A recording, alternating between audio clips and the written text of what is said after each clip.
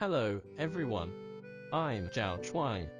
Today, let's talk about Gaoyuan the Microraptor.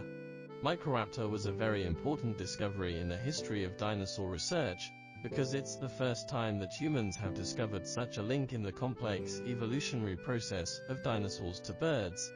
Microraptor had 4 wings.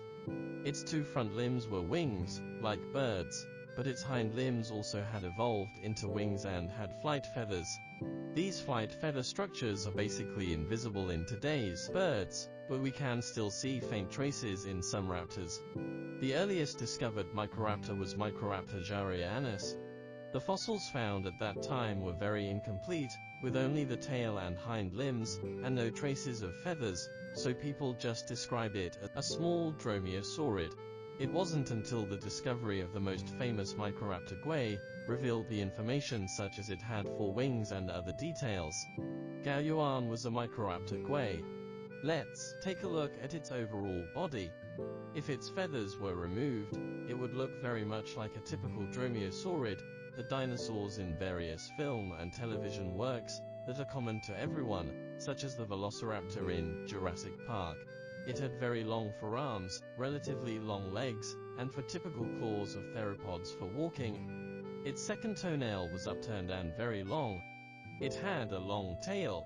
This tail was relatively rigid and not flexible, and after adding a layer of feathers, it looked more like a bird. Its head was typical among dromaeosaurids with large eyes. From the front, we can see its 2 eyes at the same time. It had some binocular vision. Its facial feathers were well developed and extended to the front of the eyes. Only the tip of the mouth was exposed, and there were relatively sharp teeth in the mouth. The found stomach contents of Microraptor reveal its diet when it was alive, including some small mammals, lizards, and even fish, which suggests that its flight ability might be very strong.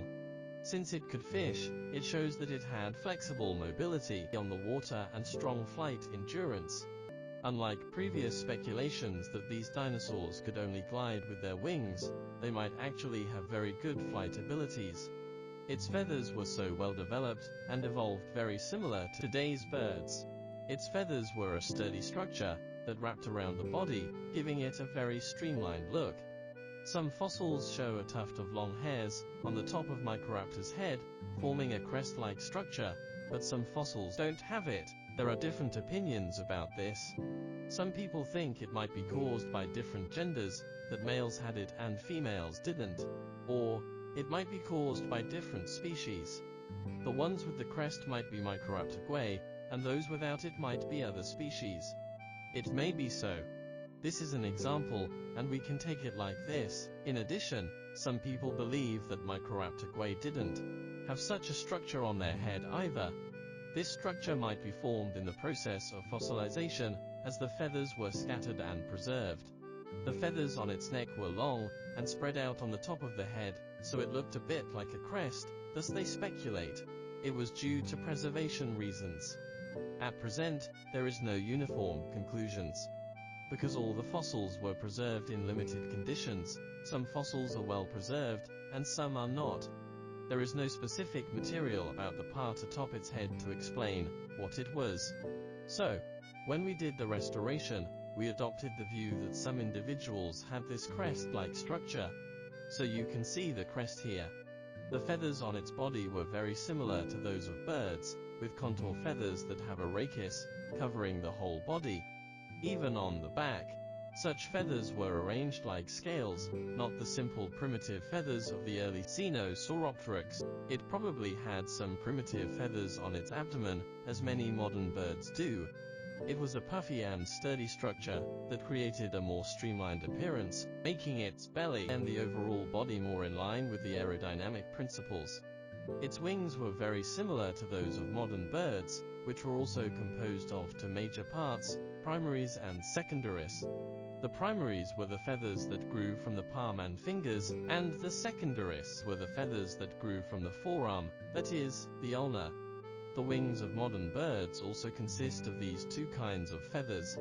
Think about it carefully. Many birds today, such as swallows, generally have pointed wings with rounded backs. In fact, the pointed parts were often the feathers of the palm and fingers. The flying animals normally have this part relatively pointed. Microraptor also had this feature. Its feathers were relatively short at first, and the second and third feathers suddenly became long. Not counting the innermost degenerated flight feathers, among its well-developed flight feathers, the fourth one was the longest. They formed a very sharp triangular wing, which was the primaries. Microraptor's feathers were the same as those of modern birds. We take the human hand as an example. Its primaries started from the wrist and grew forward, then extended all the way to the second finger along the dorsal side. This section was its hand, a very long hand.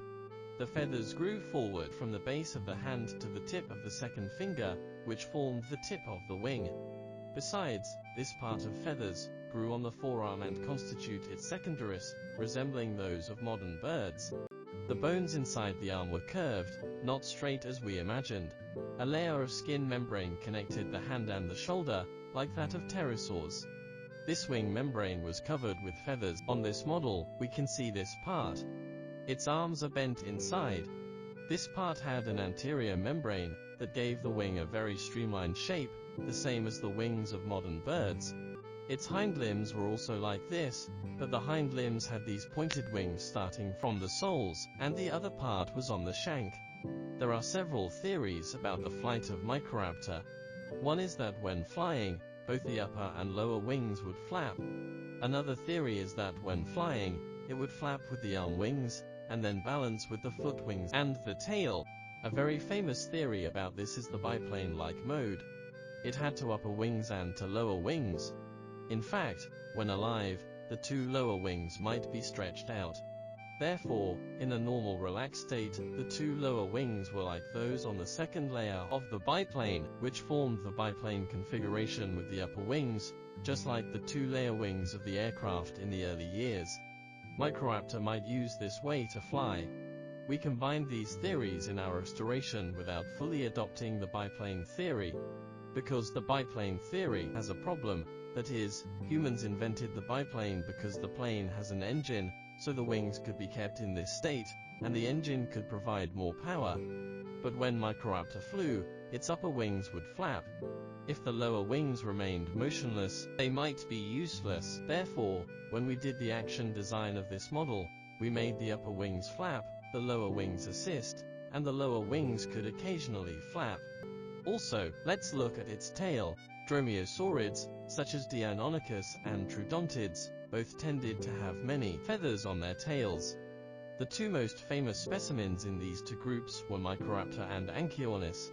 Anchiornis was also a four-winged dinosaur.